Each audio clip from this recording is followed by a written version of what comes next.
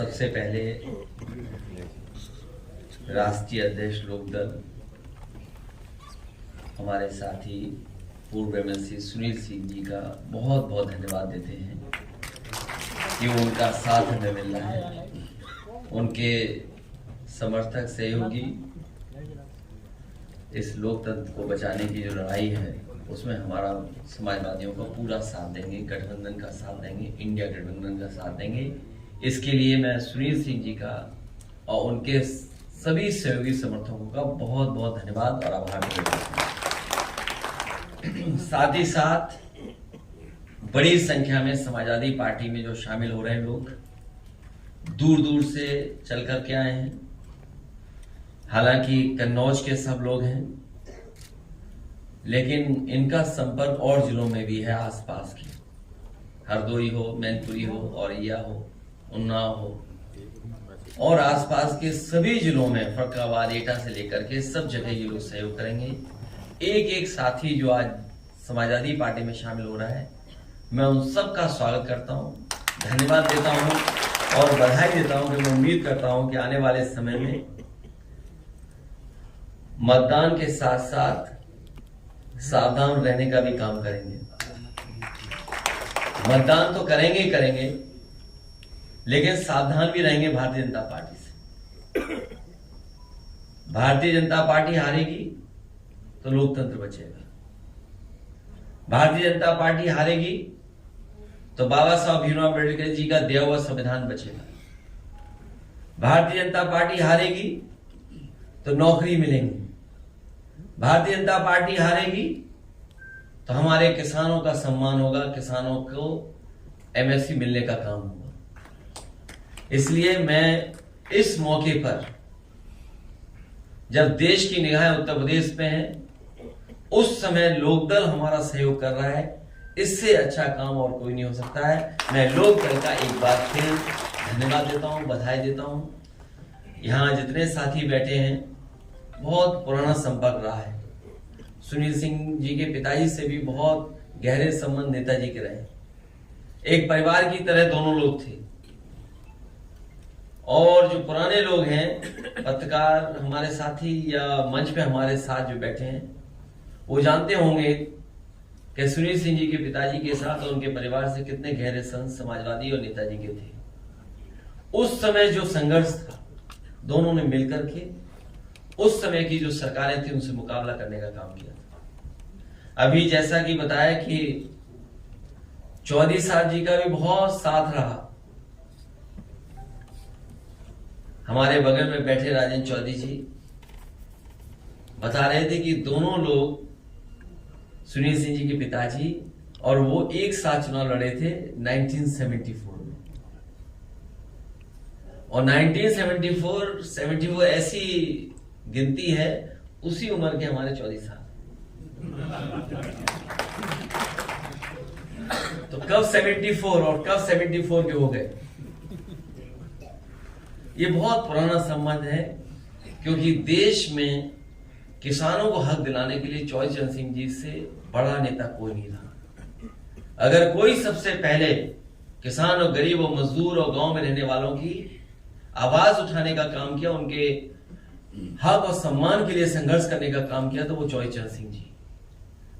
उन्हीं के रास्ते पे चलने का काम, उन्हीं के बताए हुए रास्ते पे चलने का काम हम सब लोग मिलकर के करेंगे। हमें उम्मीद है कि आने वाले समय में भारतीय जनता पार्टी का उत्तर प्रदेश से सफाया होगा। अखिलेश जी, जिस तरीके से संजय राउत का बयान आया और कहा मोदी जी औरंगजेब की तरह काम कर रहे हैं, क्या कहेंगे इसको? देखिए, मैं किसी के स्टेटमेंट पे कोई अपनी टिप्पणी नहीं दूंगा। सर, बदायूं का जो घटनाक्रम, सच्चाई यह है कि भाजपा हटेगी तो देश बचेगा। और ये बात हम लोग यूं ही नहीं कह रहे। हालत देखिए क्या है, क्या स्थिति है सामने।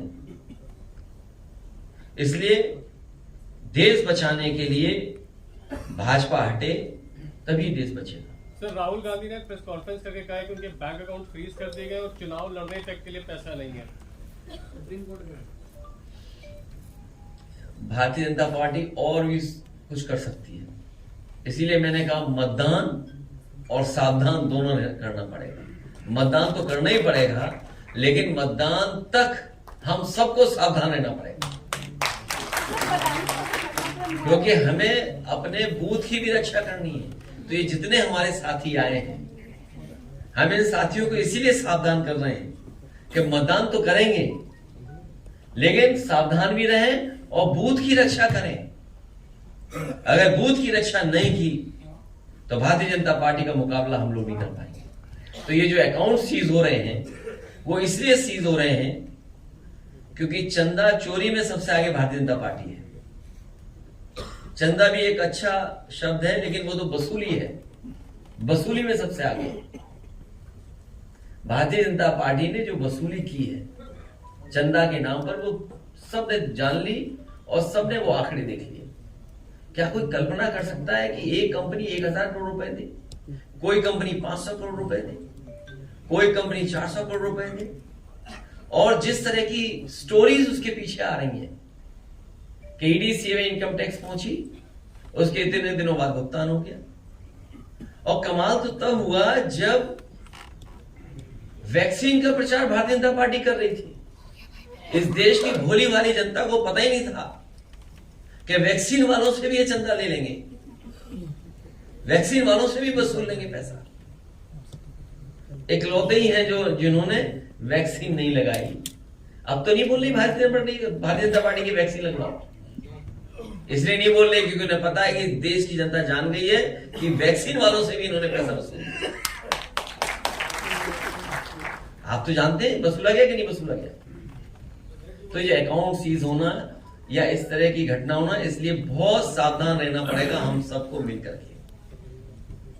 विपक्ष एक तरफ की बात कर रहा है, लेकिन इस समय बीजेपी जो है शक्ति को लेकर के बात करें, कई मुद्दे को घुमाया जा रहा है क्या? ये चंदा और वसूली में फर्क करना पड़ेगा। विपक्ष के लोगों को चंदा मिला है, भारतीय जनता पार्टी ने वसूली की है। से मनोज चौधरी का इंतकाल हुआ है और वहाँ पे इंटरनली आपके कैडर में बगावत भी है। कहाँ पर? बागपत से आज लोकसभा का जो टिकट हुआ मनोज चौधरी, दिल्ली के पास का जिला है, थोड़ा बहुत तो बगावत होगी। सर एक सवाल है, बगावत है फिर बदल देंगे, उसमें क्या दिक्कत है? सर यही उसमें क्या दिक्कत है? ये कोई बात हुई? अभी तो चुनाव में समय है, नॉमिनेशन में समय है। कोई बगावत हुई है तो बगावत को सुना जाएगा, बदल जाए। हम कोई बीजेपी वाले थोड़ी है कि पुलिस भेज दें आपके घर पर।